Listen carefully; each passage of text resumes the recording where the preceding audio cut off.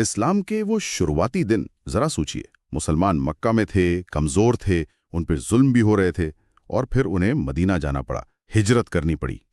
اپنا گھر بار سب چھوڑ کر۔ ہاں بالکل، لیکن مشکلیں وہاں بھی پیچھا نہیں چھوڑ رہی تھی۔ تو آج ہم دو ایسی جنگی گھٹناؤں پر گہرائی سے بات کریں گے جنہوں نے اسلام کی شروعاتی تاریخ کو ایک نیا موڑ دیا۔ بدر اور احد کی جنگیں؟ جی، بدر اور احد۔ ہمارے پاس جو معلومات ہے وہ انہی واقعات کے بارے میں، تو چلیے دیکھتے ہیں کہ ان سروتوں سے کیا خاص نکل کر آتا ہے۔ بالکل، اور یہ سمجھنا ضروری ہے کہ بدر اور احد صرف لڑائیاں نہیں تھیں، نہیں، یہ ایک طرح سے مسلمانوں کے ایمان کا، ان کے صبر کا اور اللہ پر بھروسے کا امتحان تھیں۔ اور پیغمبر محمد صلی اللہ علیہ وسلم کے حکم ماننے کا بھی۔ ہاں، جسے اطاعت کہتے ہیں، اس کا بھی بڑا امتحان، اور جو سبق ان سے ملتے ہیں وہ آج بھی غور کرنے لائق ہے۔ تو پھر بدر سے شروع کرتے ہیں۔ رمضان کا مہینہ تھا، سال تھا 2 ہجری۔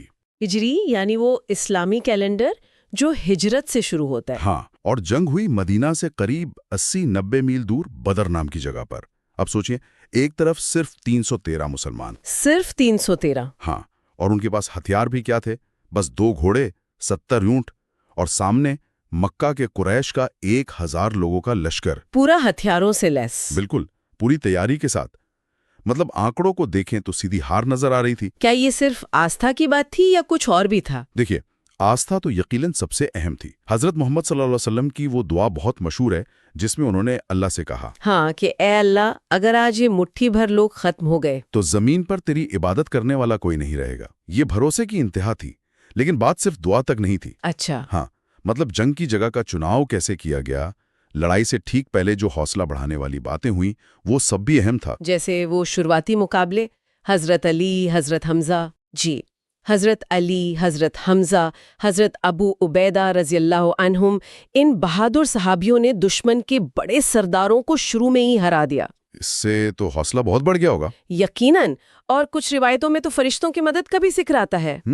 نتیجہ تو پھر سب جانتے ہیں، دشمن کے کفار کے 70 لوگ مارے گئے، 70 بندی بنا لیے گئے۔ یہ تو بہت بڑی جیت تھی، اسلام کی پہلی بڑی فتح۔ بالکل، اس نے مسلمانوں کے حوصلے بلند کر دیے، انہیں ایک طاقت کے طور پر دنیا نے پہچانا۔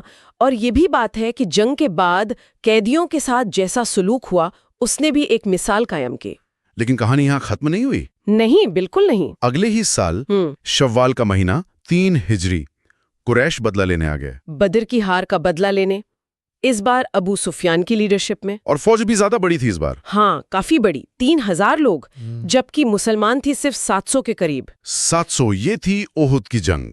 جی، اس بار اسٹریٹجی رننیتی الگ تھی۔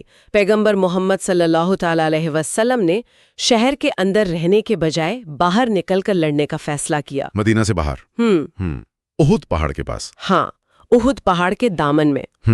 اور انہوں نے 50 تیر اندازوں کا ایک گروپ پہاڑ کے ایک اہم درے پر تعینات کیا۔ درہ یعنی پاس۔ جی، ایک پہاڑی راستہ، اور انہیں بہت سختی سے حکم دیا تھا کہ کچھ بھی ہو جائے اپنی جگہ نہیں چھوڑنی۔ بالکل، چاہے ہم جیتے یا ہارے، تم لوگ یہیں رہنا۔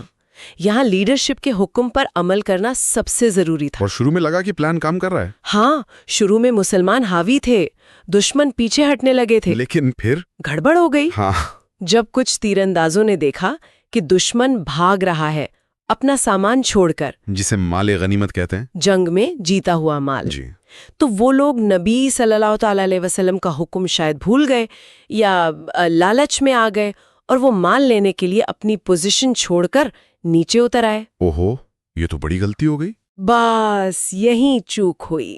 خالد بن ولید، جو اس وقت دشمن کی فوج میں تھے اور بہت ماہر کمانڈر تھے، ہاں، وہ تو بعد میں مسلمان ہوئے تھے، جی، انہوں نے دیکھا کہ درہ خالی ہے، انہوں نے فوراً اپنی ٹکڑی کے ساتھ گھوم کر پیچھے سے حملہ کر دیا۔ پیچھے سے؟ ہاں، اور بس جنگ کا پاسا ایک دم پلٹ گیا۔ یہ ایک لمحہ دکھاتا ہے کہ کیسے ایک چھوٹی سی نافرمانی، انوشاسن کی کمی کتنے بھاری پڑ سکتے ہیں۔ بالکل، نتیجے بہت افسوسناک تھے۔ مسلمانوں کی صفوں میں بھگدڑ مچ گئی۔ خود پیغمبر محمد صلی اللہ علیہ وسلم بھی زخمی ہوئے تھے۔ ہاں، وہ بری طرح زخمی ہوئے، ان کے دانت مبارک شہید ہوئے، چہرہ لہو لہان ہو گیا، اور حضرت حمزہ رضی اللہ عنہ، شیر خدا، جی، وہ شہید ہو گئے، اور ان کے ساتھ کل ملا کر 70 صحابہ شہید ہوئے۔ یہ مسلمانوں کے لیے بہت بڑا صدمہ تھا، ایک بہت بڑی آزمائش۔